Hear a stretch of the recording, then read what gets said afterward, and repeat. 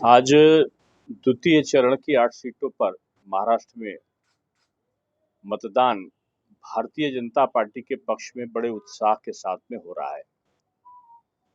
और जैसा प्रथम चरण में विदर्भ क्षेत्र में अप्रत्याशित रूप में भारतीय जनता पार्टी के पक्ष में सभी सीटों पर उत्साह के साथ मतदान हुआ था, आज मैं समझता हूं कि उससे भी ज्यादा उत्साह आज के जो मतदान है उसमें है।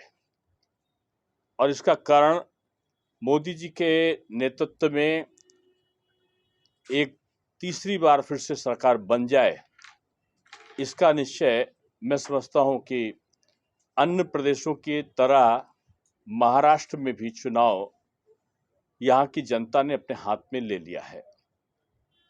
पॉलिटिकल पार्टी चुनाव नहीं लड़ रही हैं, यहां पर जो चुनाव है वो जनता लड़ रही है। और मैं समझता हूं कि जितनी सीटें हैं उन सीटों पर जो 43 सीटें हैं, अगर हमारे किसी कार्यकर्ता से आप पूछेंगे कि हमारा प्रत्याशी कौन, तो एक ही जवाब मिलेगा कि हमारा प्रत्याशी नरेंद्र मोदी। इस सीट पर, उत्तर मुंबई की सीट पर, मैं समझता हूं कि हमारे देश के सर्वोच्च संस्था राज्यसभा में हमारे पार्टी के नेता और अपने सरल स्वभाव के कारण जिनकी लोकप्रियता पूरे देश में है, आदरणीय पीयूष गोयल जी यहां पर लड़ रहे हैं। कार्यकर्ताओं में लोकप्रियता और जनता में विश्वसनीयता, ये उनका एक गुण है। और मैं समझता हूँ इस लोकसभा में भी एक पक्षी चुनाव यहाँ पर दिख रहा है। जहाँ सीटें नहीं घोषित हैं, जल्दी से जल्दी हमारा जो तृतीय चरण के शुरुआत में ही वो सीटें की घोषणा हो जाएगी।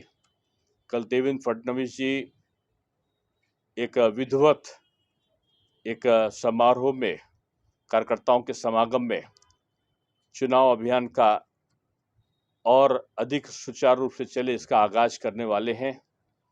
हर कार्यकर्ता बीजेपी का अपने आप को नरेंद्र मोदी जी समझकर चुनाव कर रहा है और बीजेपी 48 सीटों पर चुनाव लड़ रही है। हर सीट पर जो हमारे मित्र पक्ष हैं उनमें भी बीजेपी बड़े भाई का रोल अदा कर रही है और उनकी सीटों पर भी अग्रता हासिल करके वो चुनाव लड़ रही है। इसलिए मैं कह सकता हूं कि आने वाले जो 4 जून है, देश तीसरी दिवाली का इंतजार कर रहा है। 6 महीने के अंदर 3 दिवाली, इतिहास का ये एक बड़ा अंग बनेगा। हमने नवंबर में अपना त्योहार दीपावली मना के लक्ष्मी जी की पूजा की थी। हमने 22 जनवरी को राम मंदिर का निर्माण करके रामलला की पूजा की थी। और मैं समझता हूं कि बीजेपी सरकार बनने के बाद 4 जून को जब हम दिवाली मनाएंगे तो अपनी जनता जनार्दन की पूजा करने का भाव पूरे देश में होगा। और ये चुनाव अंतर्राष्ट्रीय स्तर पर भी असर डालने वाला है। मोदी जी एक विश्व के बड़े नेता बनकर उभरे हैं और इस चुनाव के बाद भारत की स्थिति और मजबूत होने जा रही है। राहुल गांधी जी का यह वक्तव्य कि वो विरासत को भी बांट देंगे। मनमोहन जी कहते थे कि पहला अधिकार अल्पसंख्यक का, और राहुल जी कह रहे हैं कि जो बचत करके रखा है उसकी हम स्क्रीनिंग कराएंगे। और उनके सलाहकार सैम पित्रोदा ये कहते हैं कि अमेरिकन सिस्टम लागू हो। और अमेरिकन सिस्टम ये है कि पिता की भी अगर संपत्ति आपको मिली है तो उसका 55% सरकार ले लेगी और 45% उनको मिलेगा।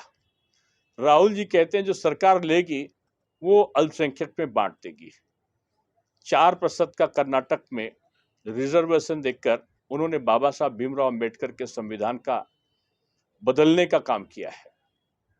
4% के बाद वो पूरे देश में अल्पसंख्यक को अगर वो आरक्षण देते हैं तो बाबा साहब भीमराव अंबेडकर की इस इच्छा कि संविधान में केवल जातीय आरक्षण होगा, संप्रदाय के आधार पर आरक्षण नहीं होगा, उसका अपमान होगा। ये कांग्रेस के लोग संविधान बदलना चाहते हैं।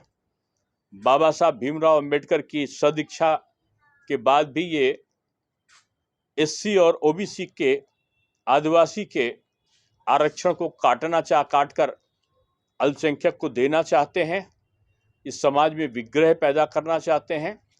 प्रधानमंत्री मोदी जी जो गरीब है उसको संप्रदाय या जात के आधार पर नहीं, राशन सबको, टॉयलेट सबको, मकान सबको, सम्मान निधि सबको, सुरक्षा कवच सबको, यानी सबका साथ सबका विकास, सबके लिए प्रयास पर काम कर रहे हैं। और राहुल जी बांटो छांटो डांटो और राज करो का सपना देख रहे हैं। तो मैं समझता हूं ये चुनाव राष्ट्रवाद और परिवारवाद के में हो रहा है।